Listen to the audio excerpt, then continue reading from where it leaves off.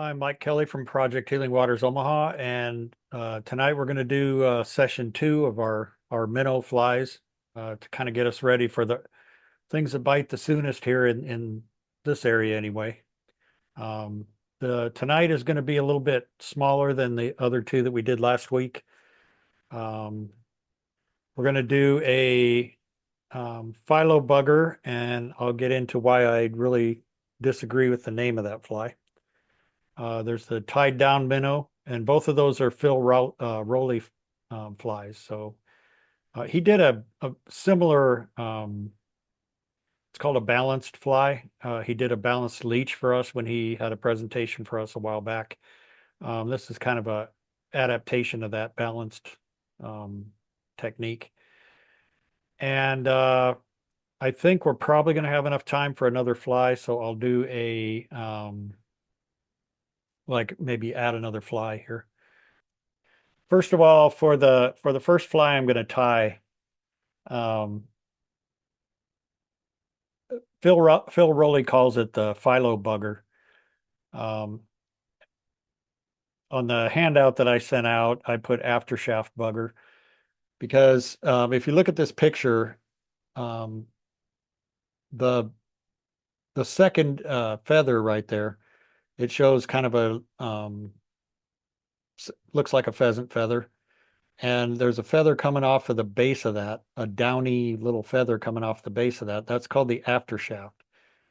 A philo plume, which a lot of people think that they're synonymous, but they're not. A philo plume is almost just like the little hairs.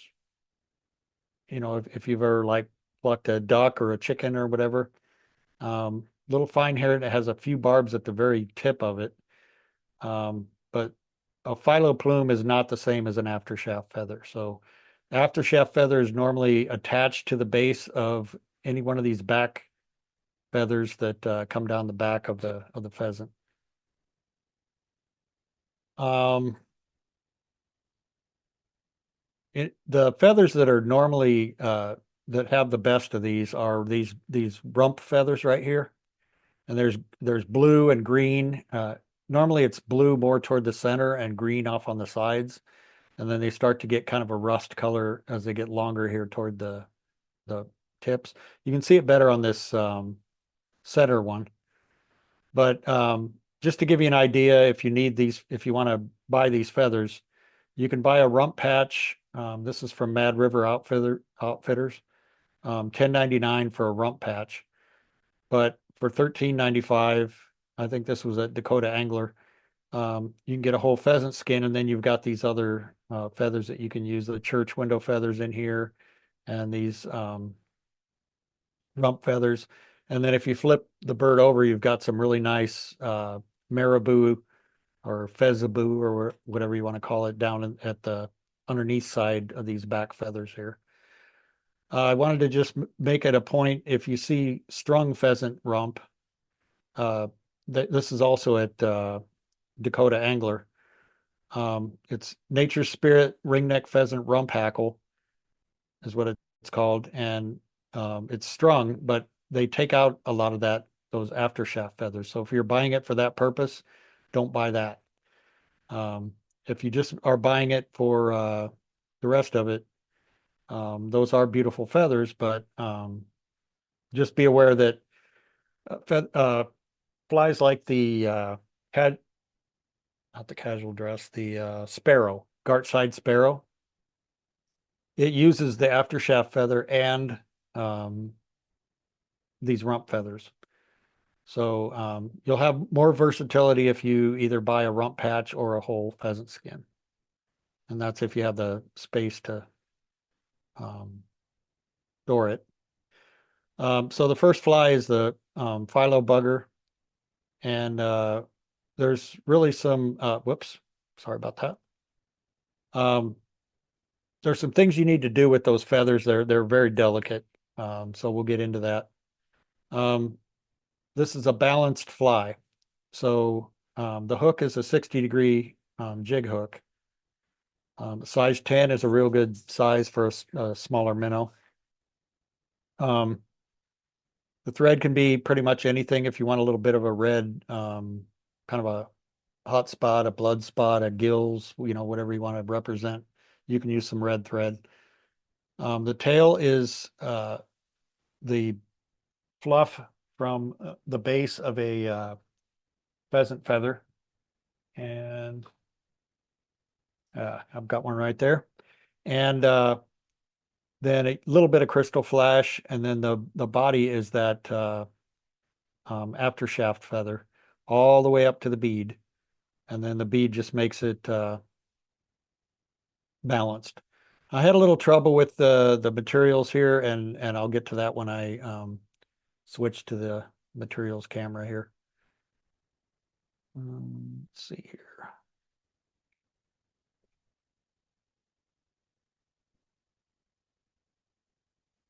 So when Phil was talking about this when he did the balance leech for us, um, he talked about sequin pins. They're shorter than a regular sewing pin, and you can buy them at craft stores. I bought these at Michael's, and they were like $3 for 800 of them.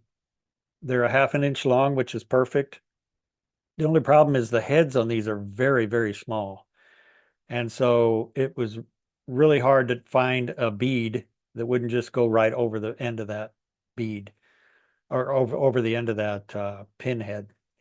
So I had to adapt a little bit, and I pre-made one of the chassis for it. Basically, I just used a brass bead on this one. This is the 60-degree nymph hook. This is a size 6. Um, and I bought some beads for it that were tungsten, and the hole on them were just way too big for these pin heads.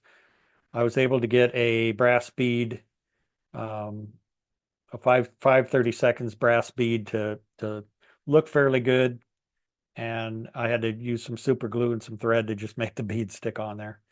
But I'll show you the technique anyway. The key is, if you're looking for these sequin pins, make sure that the heads are big on them, or you're going to have trouble with your beads. So for the materials, again, for the tail, is the fluff of one of these back feathers. So this is one of the blue ones. Can you see that all right? Right here.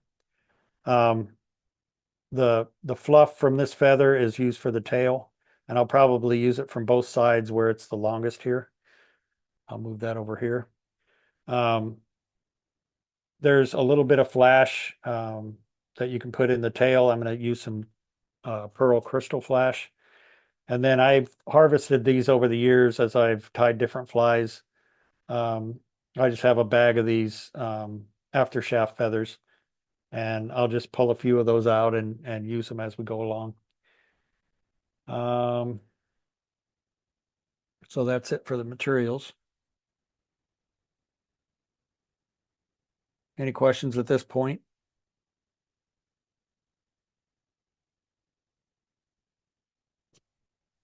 All right. So I'm going to load the hook that I prepared earlier.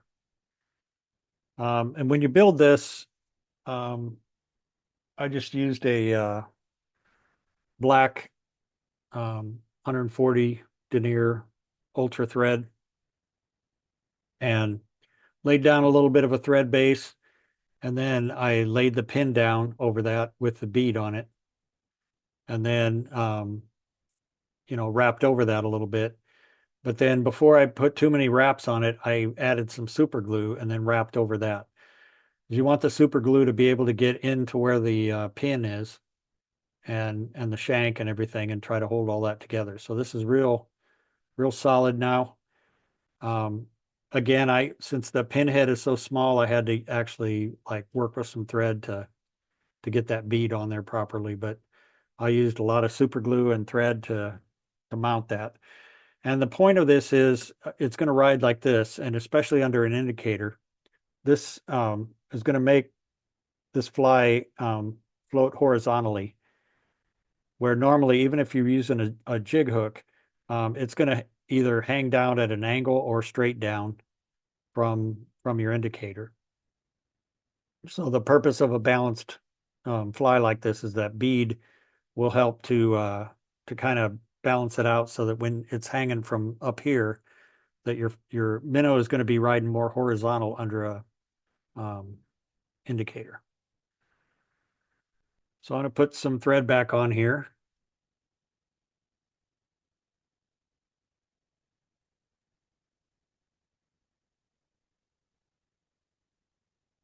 And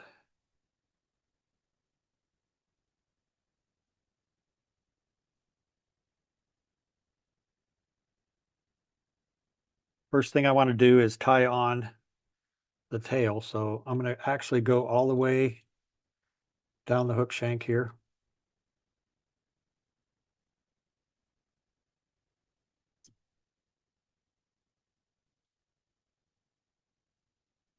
And then on these rump feathers, there's some short stuff down here at the base. I'm just gonna like, that's not gonna really do much for me, so I'm just gonna strip that off. One thing about ringneck pheasant feathers is if you're stripping it off of the rachis, that rachis is very pithy and soft. So a lot of times when you like pull this away, if you pull too big of a chunk away, you might end up just really tearing that thing up and causing problems. But what I really want is this longer, fluffy stuff.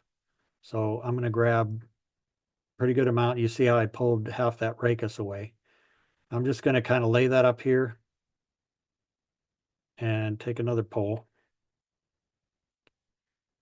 And then I'll see what I have for a tail. So that's not quite as much as what I want. But what I'm going to do is I'm going to cut off that skin from the rachis so it doesn't give me a lot of bulk. And I'm just going to tie this on the opposite side a little bit. So I have a tail there, but it's kind of mostly on the far side of the hook. And then I'll come over to the other side of this feather and see how I pulled that away. Most of it's with my feather. So what I'm going to have to do in this case, I'll just go ahead and cut with my scissors and give me that other portion of fluff. Now, if you had some marabou, some gray marabou, you could use that as well. But that gives me a nice little fluffy tail at the end of this.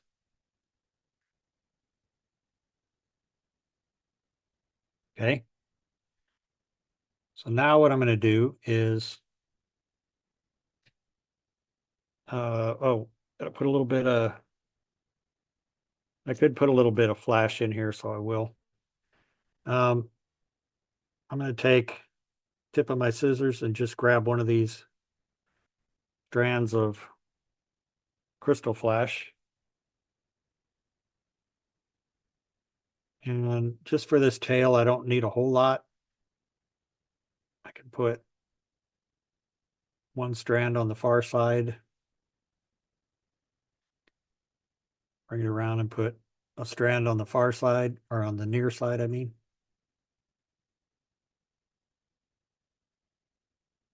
That just gives it an extra little glint um,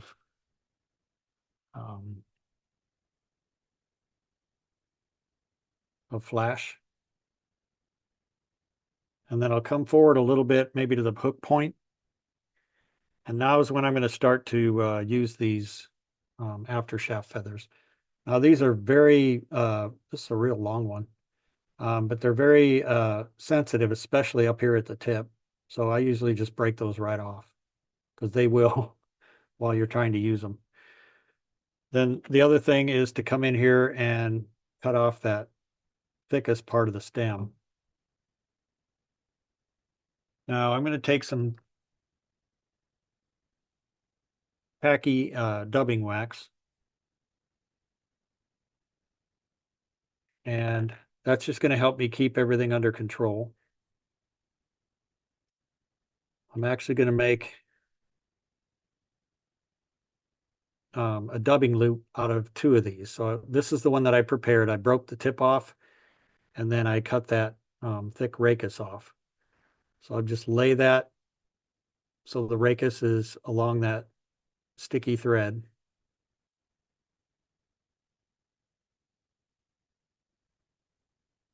Okay, so that's stuck to the thread. I'm going to grab another one, a little bit shorter one. Just going to pull on the tip just to make that breakable stuff go away. Again, I'll come in here and just trim the thickest part of that rachis. And I'll stick that on the same plane if I can here, so that the rachis is parallel to that thread, like that. Then I'll come in and grab it with it can be like a plunger style hackle pliers, dubbing twister, anything. Just grab it so that you can just kind of make a dubbing loop up here and then bring your thread forward and then just spin that up. So now this is a very delicate material, but now that I've twisted it with that thread, we've got a really good secure sort of a dubbing brush here. So I'm going to start at the back here and just kind of work forward, just kind of stroking that back. I don't really care about too much bulk at the thread there, so I'm just letting my thread spin as I do my rotary here.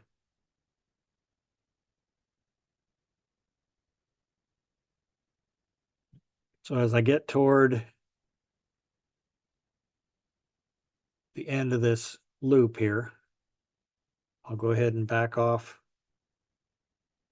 some of those wraps.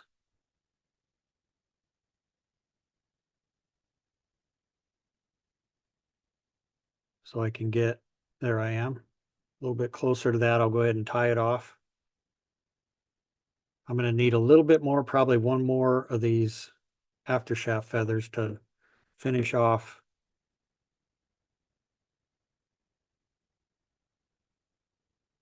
that body.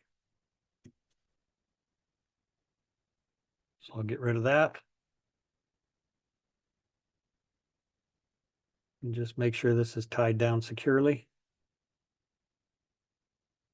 So it's a really simple fly. It doesn't have a lot of materials. It just is a little bit difficult to work with this aftershaft feather. So there's a little bit skinnier one. Again, I'll break off that tip, cut off the thick portion of the butt. Use just a little bit more dubbing wax. And that really makes it easier to manipulate these. So I could just lay that on that wax. This time I'll use a plunger style hackle pliers. I'll just grab the thread right at the base of that and then fold it over. Now I can switch hands. Make sure that's closed at the top. So I'll come around the back.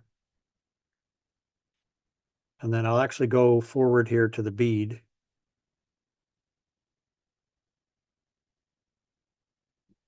And then again, I could use a, if I had it mounted, I could use the, oh,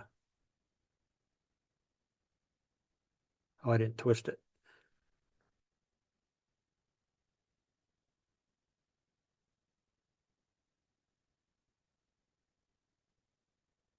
Wrap it forward.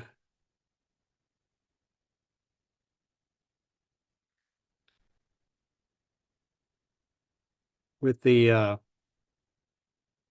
rotary, you can have there's a bobbin cradle where you can hang that off to the side and your thread doesn't build up. Again, in the case of this fly, any bulk at the head that the thread's going to cause by wrapping on there isn't going to cause any problems.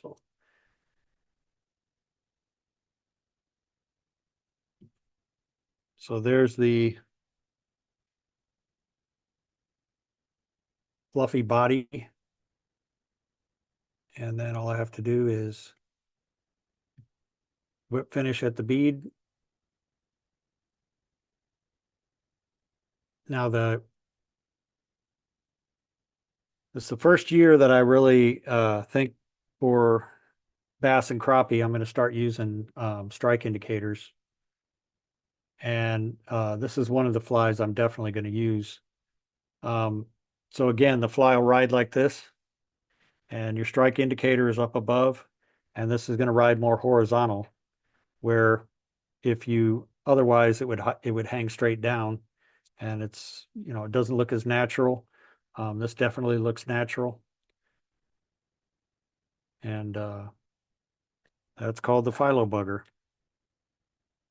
Also in still water, a lot of times, especially in the morning, you don't have a whole lot of chop on the water. My grandpa always called it a crappie ripple, where the water's just moving a little bit. And if you've got a strike indicator and, you know, of course you're using lighter line for fly fishing, all this real mobile, fluffy fibers are just going to move like crazy. And it's just going to give it real lifelike movement. Any questions on that one? Have you put it in a glass or a bucket of water to see what it actually does, Mike? I have not. But the balanced leech that he showed us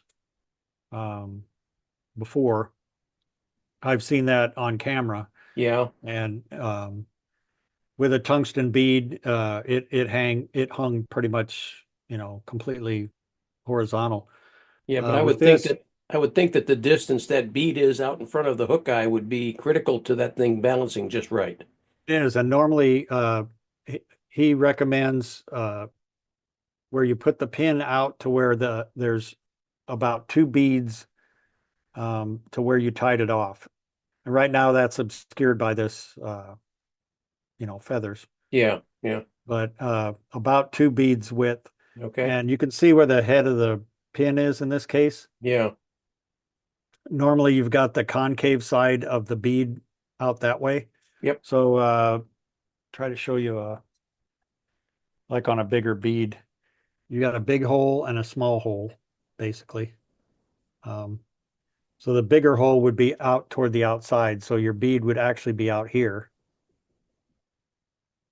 And again, the tungsten beads that I had just came right over the end of that pin. Yeah.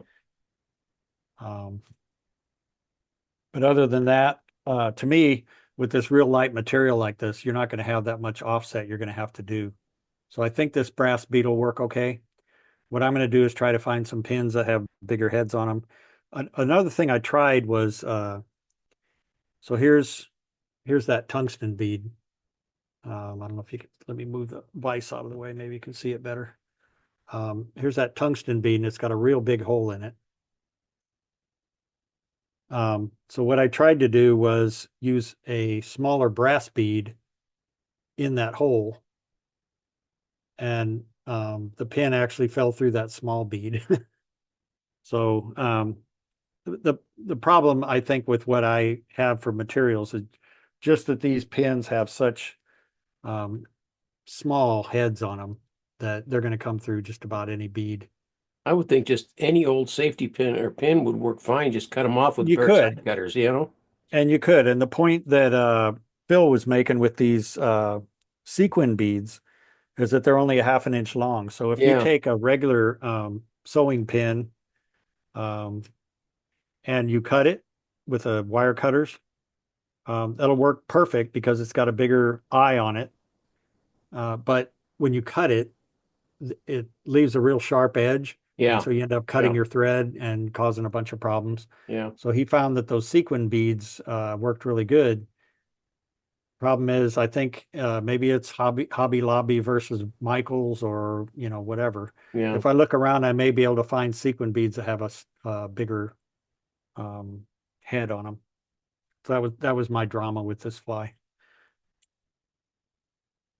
For the next one, it's kind of a weird one actually. It's called a Tied Down Minnow. I'm going to do this in a size 8. So again, we're kind of going to smaller minnows. Let me tighten this up a little bit. A little bit smaller minnows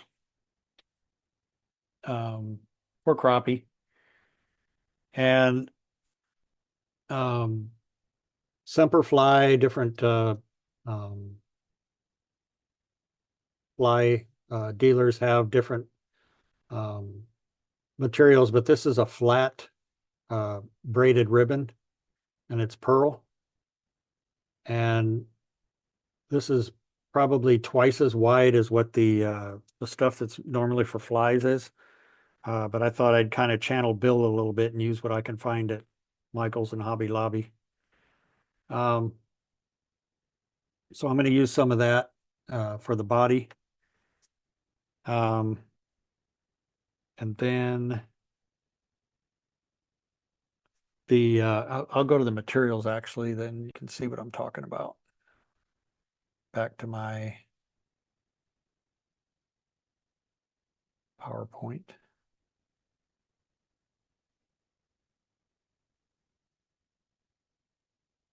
There it is. Um, so this is a 3X long nymph hook. Again, I'm doing this in a 8. Um, thread doesn't really matter. Again, I think I might try to use some red. What he does for that little underneath part that kind of looks like gills is a red marker. Um, the body is like a pearl flat braid, and you flank it with holographic tinsel, which makes it look pretty cool. And then we'll put some stick eyes on there and some UV, and should turn out pretty good. All right. So I'll go back over the materials and sorry about that.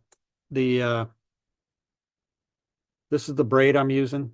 And again, I don't remember if that was Hobby Lobby or Michael's or one of those places. Um, but it's just kind of a ribbon stuff. It's almost like a tubing actually, but it lays real flat. So I cut a piece of that. This is the holographic tinsel, and you can use silver or gold. I'm going to use gold. I think that'll look better. So between the pearl and then that gold for the side, and then this is that pheasant feather I was talking about. So on a pheasant clump, the tail clump, you've got the regular pheasant feathers, like these that are in the center. But these are kind of off to the sides, as the tail is forming or whatever. And so these were at the base of that clump. And I just really liked the mottled look of these.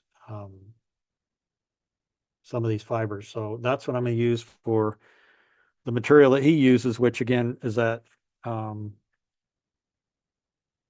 mallard, gadwall, teal, some kind of flank feather. So I'm just going to lay down quick thread base.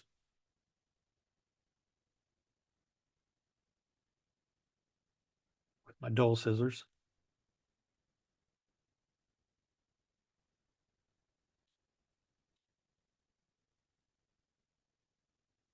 And then I'll tie in, actually, I think this would be better if I tied this in toward the front, right here on top of the hook. So we don't have too much of a bump.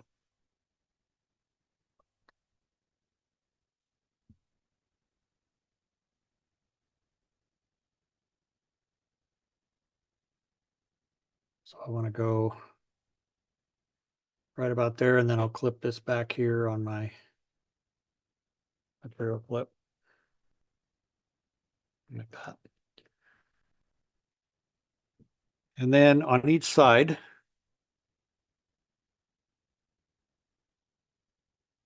and this has no bulk whatsoever, so I'll tie in. If I can grab it, let me spin so it reaches back and grabs that.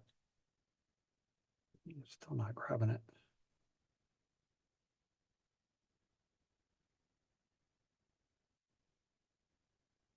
Let's start it up here.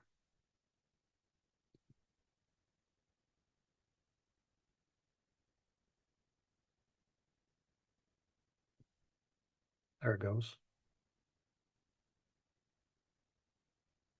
My thread was so spun up that it was trying to lean forward all the time. So I'm just tying this down so that it stays on my side of the hook.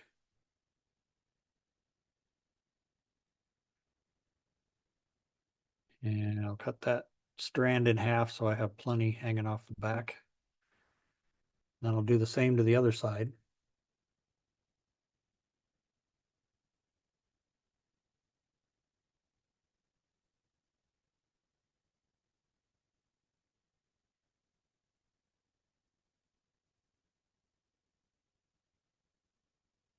And then I'll move it forward to the eye of the hook.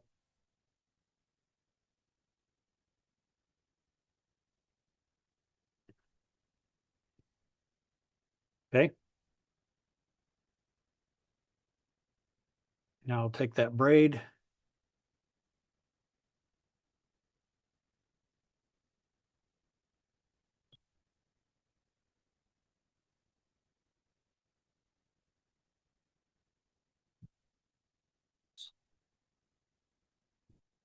That turned out pretty good.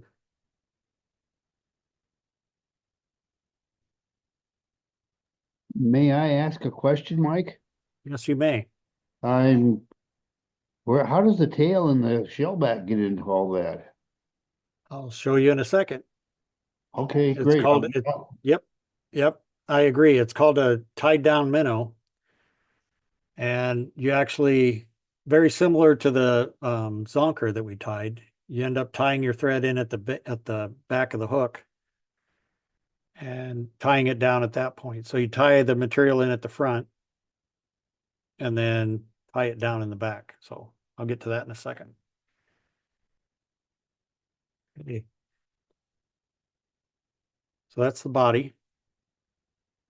But then on on the sides here, take that holographic tinsel, put one on each side, spin this around.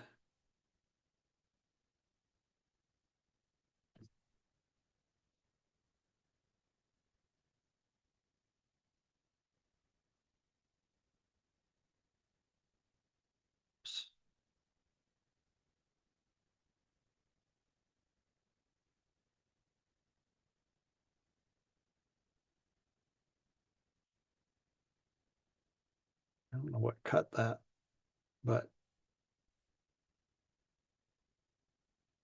I recovered nicely.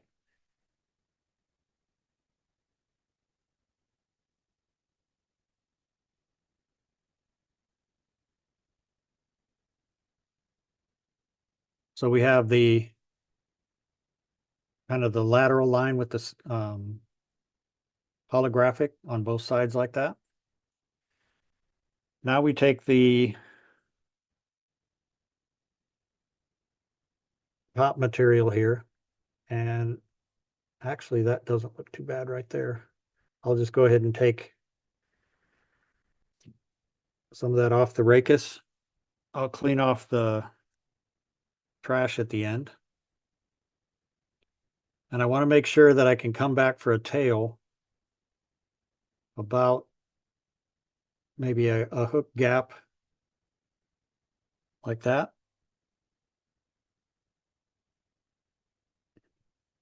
So that should be about good for a tail. So I'll go ahead and cut it ahead of time.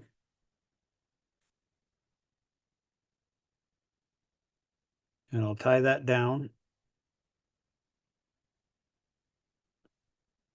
here at the head.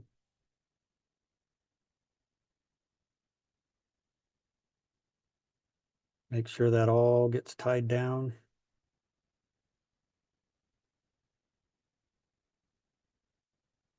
Like that.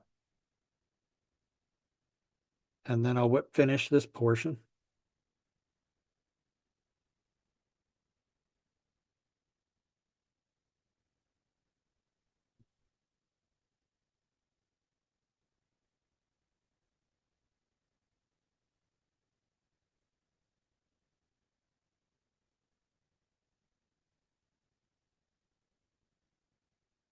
And then I'll reattach my thread at the bend of the hook.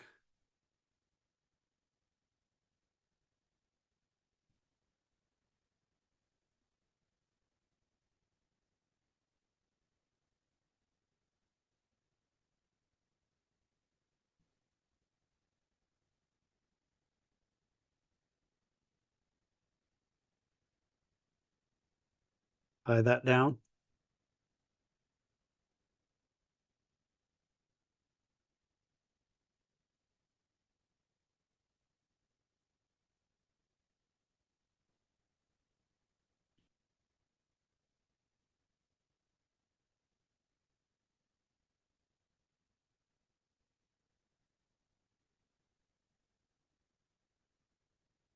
Now I'll take some stick-on eyes.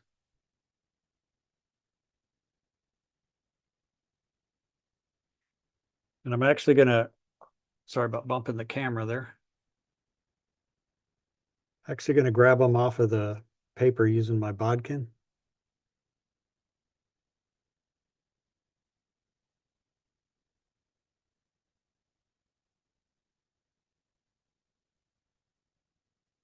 Stick one down to that side. That to go a little bit higher up. Come around to the other side, I'll do the same thing.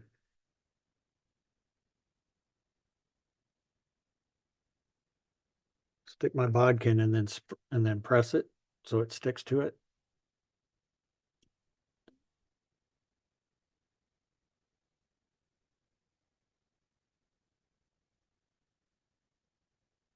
There's my two eyes. And then the first thing I'm going to do right in the center is put some UV resin and blast it just so I don't lose control of those eyes.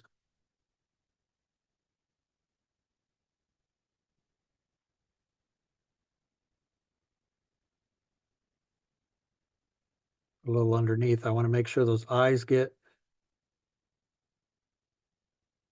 touched and that the thread is protected.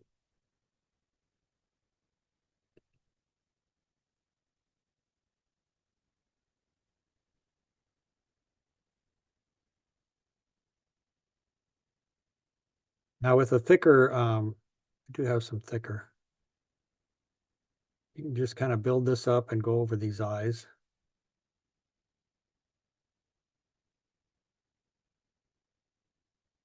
And you don't want it to develop a drip.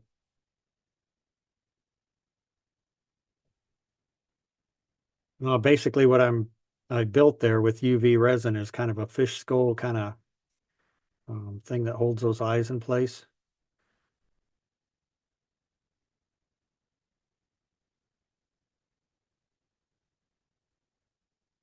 And again, you could probably spend half an hour just trying to kind of balance this all out. I will add a little bit at the tail, so that thread doesn't come loose. Just keep it moving so I don't get a drip. And that is going to be a fun minnow pattern to fish.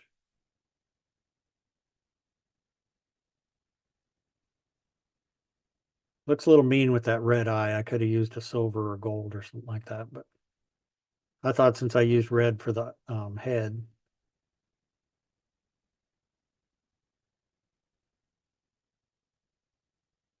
So there's the tied down minnow. Is that blurry?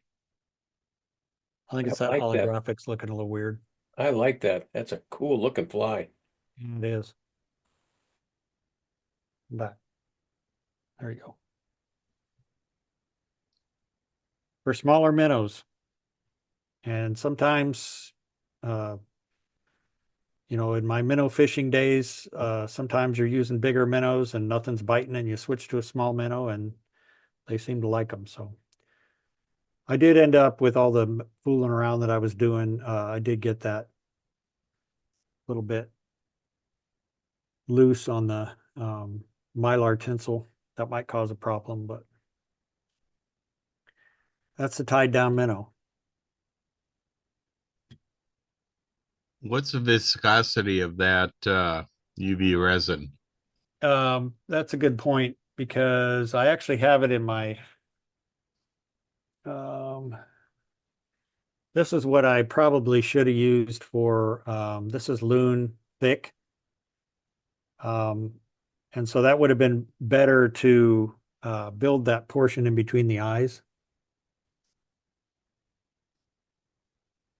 on the top and the bottom instead of doing several coats. I could have put some of this in the, it's actually, I think I might have to buy some new. I haven't used this in so long. Doesn't seem to be coming down the tube. But this thicker would definitely fill in better around these eyes. But that's like hard as a rock now. That stuff did well. If anything, I think I might leave this up and add a little bit maybe in the sides of the other stuff and just kind of bulk it up a little bit more. But this I can probably toss. If I can't squeeze it out of there, I'm not going to be able to save it. That's a really cool minnow pattern, I think. And the last one won't take long at all.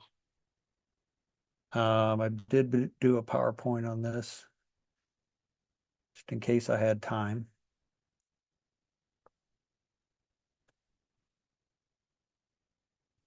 And that's the Thunder Creek.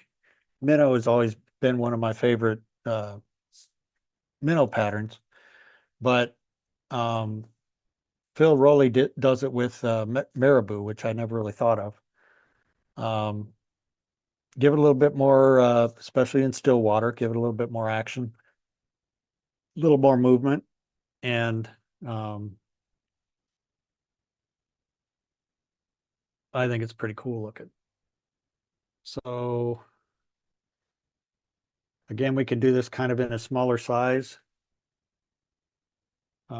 I'm just going to use regular tinsel. There we go. All right, I want the silver side facing out, so I'm going to tie the gold side towards me. and come back forward. So now when I start wrapping, got the silver side out.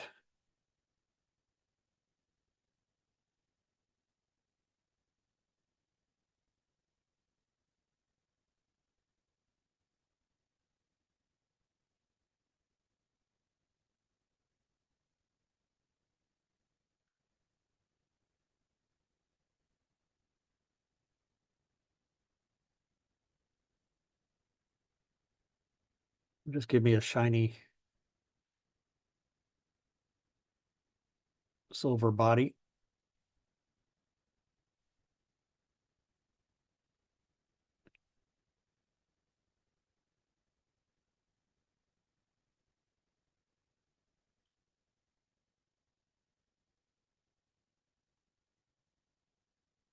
And then super simple. I'm going to take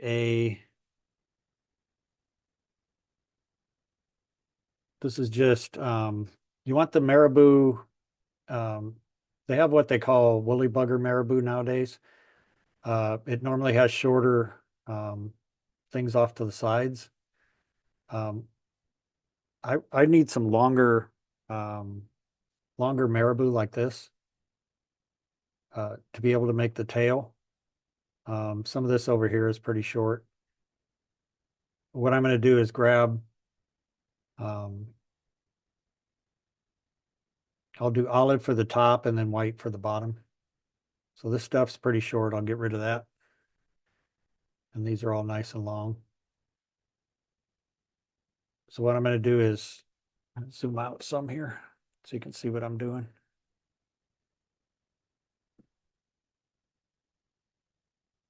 Strip some back, but I'm going to stay here close to the rachis. Strip some more back. It's not really coming.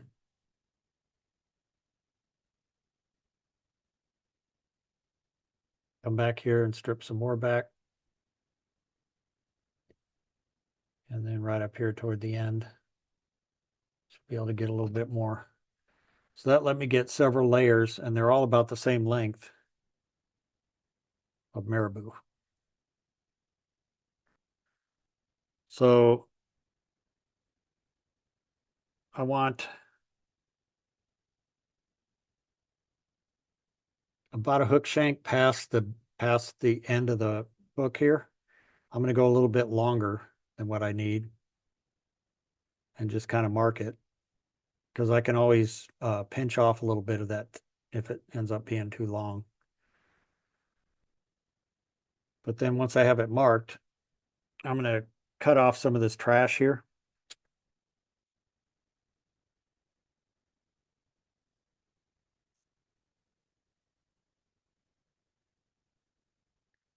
And I'm going to come back about maybe,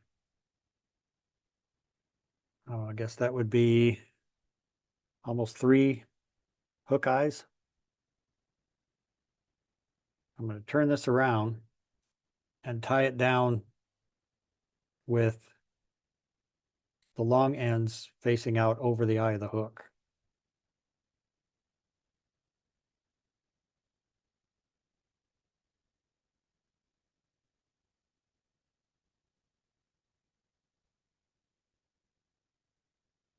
Okay. Come back and make sure I'm right at the eye of that hook and that everything's staying on top. Like that. Okay. Then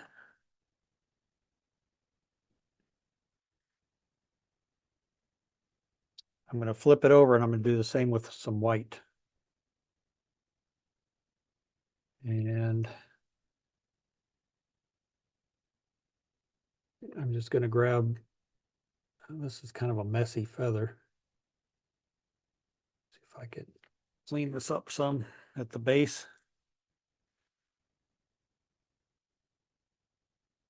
And then do the same thing and try to grab some similar in length fibers here and just go a little bit, tear a little bit more off, tear a little bit more off. So I'm just kind of working my way down the stem so I don't lose the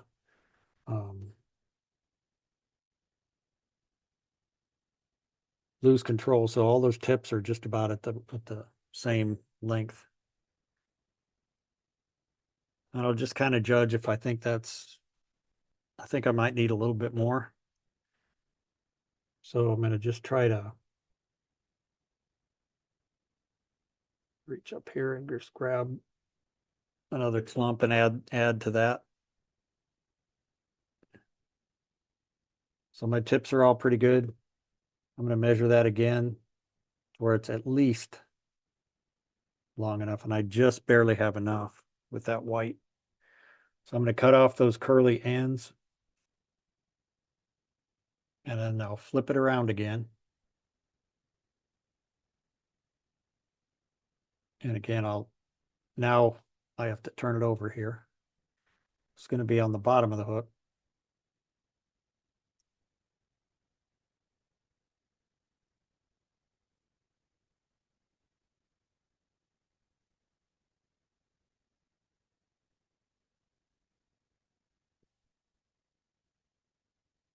Tie that down.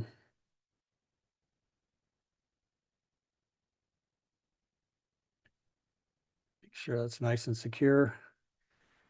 And then I'll go back to that point that's about 3 eye lengths back. Now, it would help if you'd moisten this stuff ahead of time, which I didn't do. So I'll have to do a little separating here.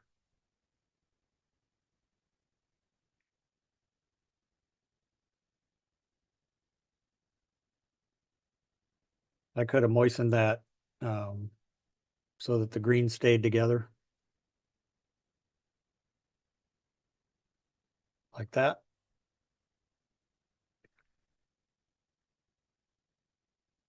So over the top.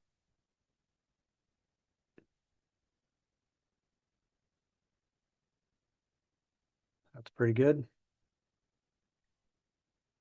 Got a couple green ones there.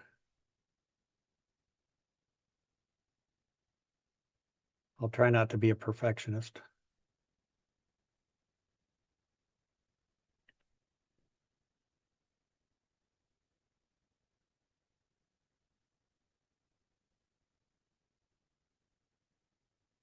There we go.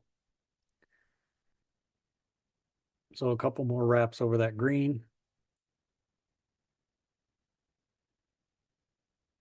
And I'll grab all that white, pull it underneath.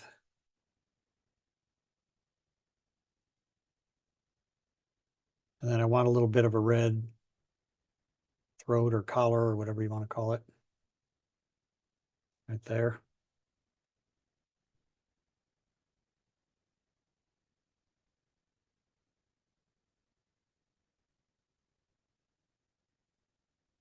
Good whip finish. Let it off. And again, it's a little shaggy up there. But I'll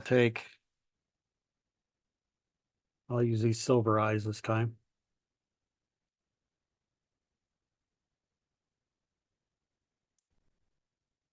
Probably wouldn't be a bad idea since we're working with so much marabou. The problem with UV resin is it needs light to cure it.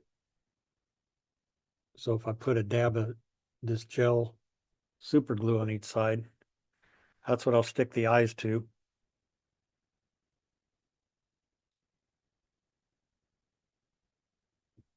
So again, I'll take my bodkin and whoops, lost one here. Grab that one.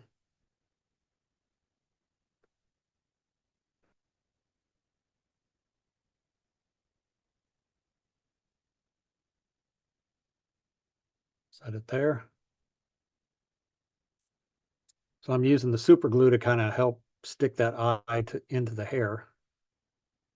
And then I'll use UV resin to just kind of secure it from the outside.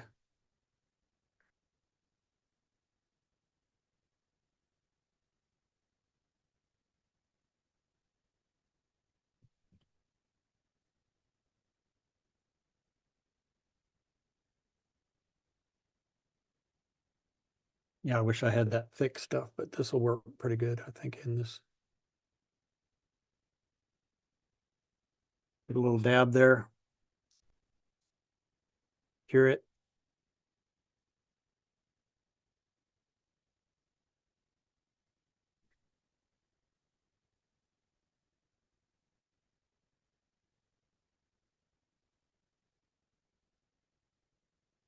Go at the base of these eyes underneath here.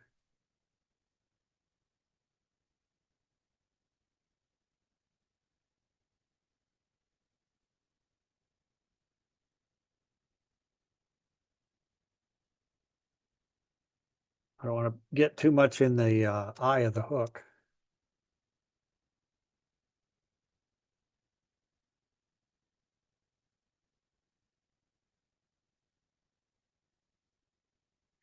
It's a marabou version of an old bucktail fly.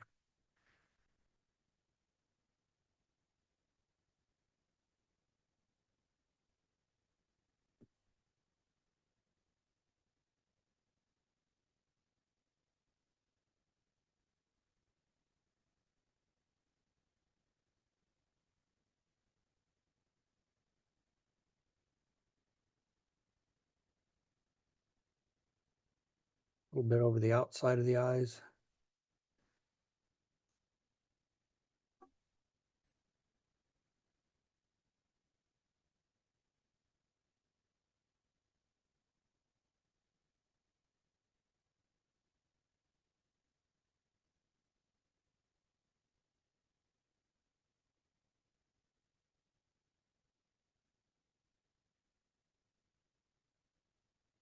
Then I'll give him a little bit of a haircut.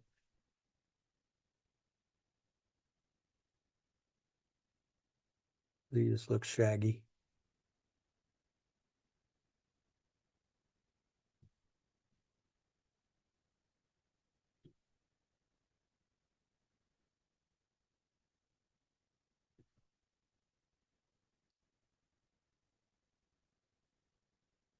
And that's going to be another crappie killer.